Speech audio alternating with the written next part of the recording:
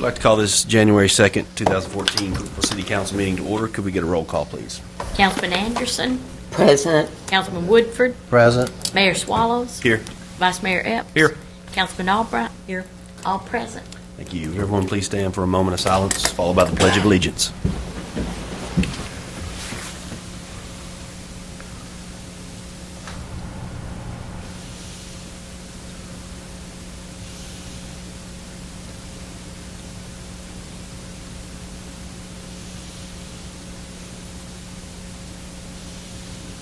Thank you. I pledge allegiance to the flag of the United States of America and to the republic for which it stands, one nation, under God, indivisible, with liberty and justice for all. Thank you. You may be seated.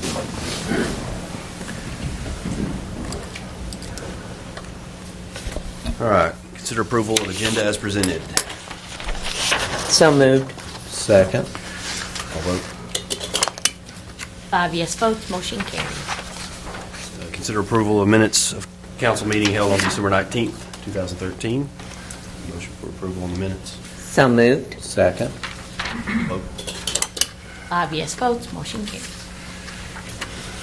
All right. Consider on second and final reading ordinance 131220, amending the Cookeville Municipal Code by repealing the Title 20, Chapter 1, Sections 20-101 through 20-106, relative to emergency management agency. Sponsors Mr. Chimchin.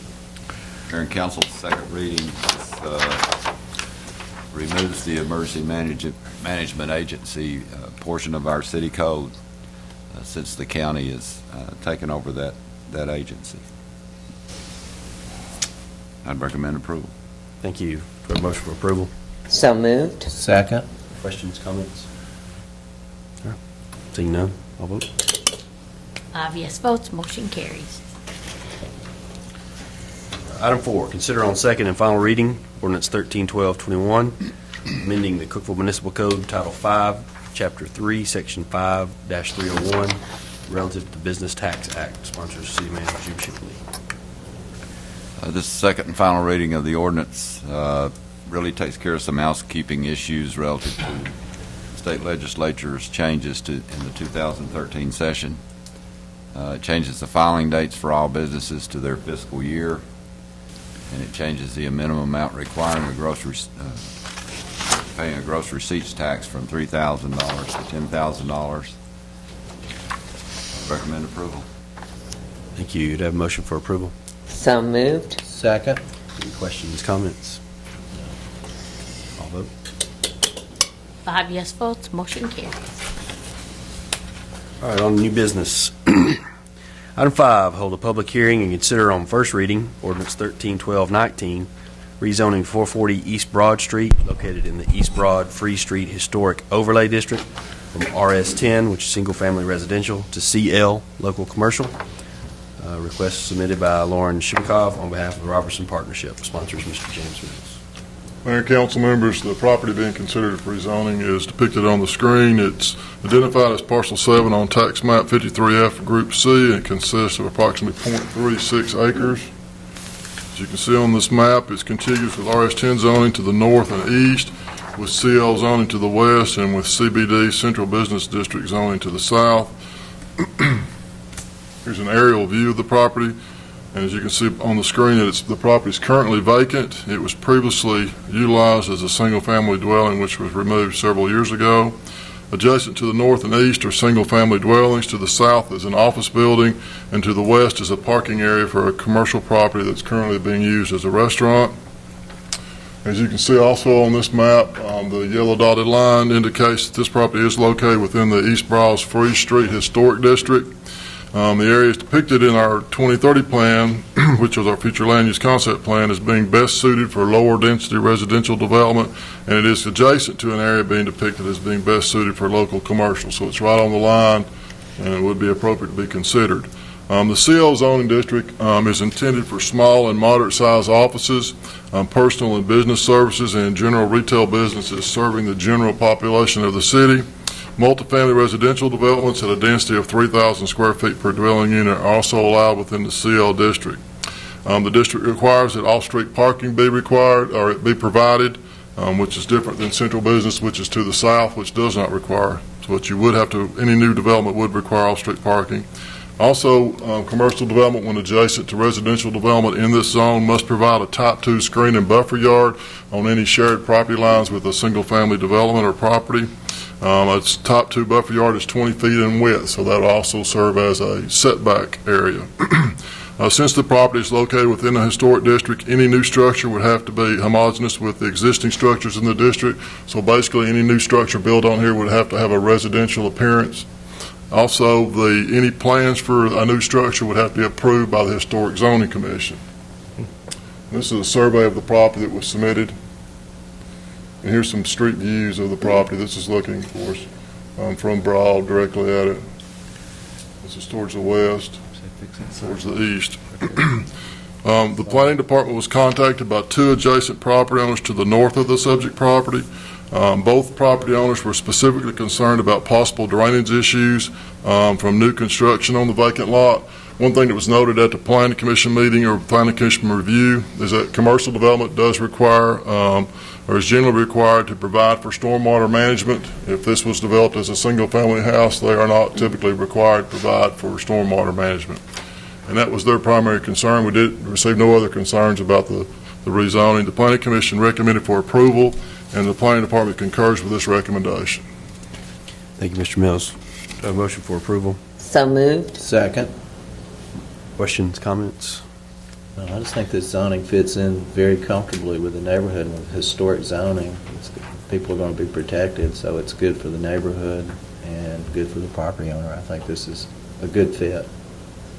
I'm glad you addressed the drainage issue too, because I had received a phone call concerning that, and so I think that it's going to be taken care of. Well, we were told at the Planning Commission meeting by the engineer, Lauren, that, go back to that aerial photograph, the parking area, this parking area was recently redone, and she indicated, maybe Mr. Roberts can tell us, but that they would go back and do some drainage improvements there that would alleviate some of the problems, but she did indicate that would be done. I don't know if it's been done yet.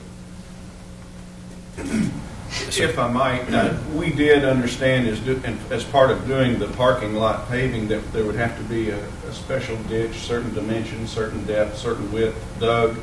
I don't think there's been an actual drainage problem. If I'm in error about that, I apologize. I think there were some concerns, but I do know that the engineer went back and verified with the contractor that what was requested of us was in fact done. So, and if there's any future problem, we'll take care of it.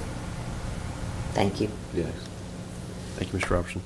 And of course, this does not change the historic No. overlay at all. I mean, No, and I No. think I'm glad you mentioned that. I think that's Some assurances. goes along with why the Planning Commission approved it, because there were some assurances of what can happen there and how it will look to where it won't be detrimental to the historic area. Neighborhood. Mr. Mayor, thank you. I run by there every day, not every day, but most days. It's one of my running routes, and it's a beautiful area, and I appreciate the historic district rules and regulations they have. I think it's going to continue to. It's going to perpetuate that, and we'll hopefully have another business that can offer some advantages to our community. So I think it's a good win. Like Jim said, Mr. Woodford said, it's a win-win. yeah, I agree with the historic overlay and being commercial. We have a little more control over what goes in there, so that it's just more restrictive, really.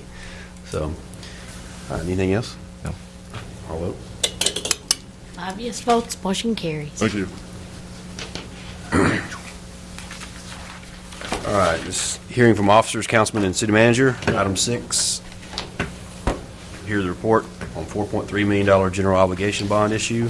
Sponsors Mr. Mike Davis. Mayor and council members, as part of our debt management policy and a post-issuance compliance policy that we have, I'd like to present just a summary of the recent bond sale that the city went through. Just to kind of recap, back in October 2013, council, you approved a $4.3 million general obligation bond issue. That bond issue would fund various projects for the city, including renovations to the new public works facility, construct a new animal shelter, would cover design engineering fees for Bennett Road North. It also would seek improvements to Dogwood Park Phase 3. And it's in that Phase 3 to be a bridge over the creek, dressing room behind the pavilion, fencing, and an arbor in the area of the fountain. It also covers the CPAC, the new roof at the CPAC, and the fly system for the Performing Arts Center. You'd have to ask Rick Woods exactly what a fly system is. I'm not sure what that is. The bonds were rated. We went through the rating process with Moody's. They were rated at AA3. They also, Moody's confirmed the city's other outstanding debt with the same rating as AA3. The bonds were considered tax-exempt bank qualified. We sold the bonds on December the 4th of 2013. Robert W. Baird was the underwriter that purchased the bonds, and the true interest cost on the life of these bonds was 2.704%. We had 5 bids ranging from that 2.704 all the way up to 3.17. As part of our debt management policy, they were sold with level debt service requirements, and we were going to repay those over the next 15 years. We closed those bonds, the bond sale, on 12/19, and the bonds also sold at a premium of $108,723.10. Bond issue cost. We had a total of $74,042.50 in cost to issue these bonds. And outlined there is the underwriter fee to Robert W. Baird was $22,542.50. Stevens Incorporated was a financial advisor. That was $20,000. The bond attorney, Waller, Lansden, Dorch, and Davis, was $15,000 fee. There was a $10,000 fee to Moody's for rating on the bonds. To prepare the official statements, was a $4,000 fee to Stevens. There was also some printing and advertising expenses of $1,500 that Stevens incurred, and other travel and miscellaneous expenses of $1,000. So again, $74,042.50 in expenses. Net from the proceeds, gross production from the bond sale less the fees, we had $4,334,680.60 that went to the construction fund, and we have that available for those projects that I mentioned earlier. And with that, I'll stop and answer any questions if you have any. Questions from anybody? Some of this money we're paying ourselves back, correct? We are. We had incurred about $1.8 million up front for the Public Works facility and Bennett Road design work so far, and we paid that back to the general fund for those expenses we'd paid out prior to getting this money. Anybody else? All right. Thank you. Thank you, Mr. Thank Davis. you. Thank you. This is a portion of the meeting. We open up the floor. Anybody would like to get up and speak? Sorry, this meeting was so quick. We will validate your parking. We can make it longer. Yeah, we can. Anyone? Validate your parking. Happy New Year. Like a filibuster.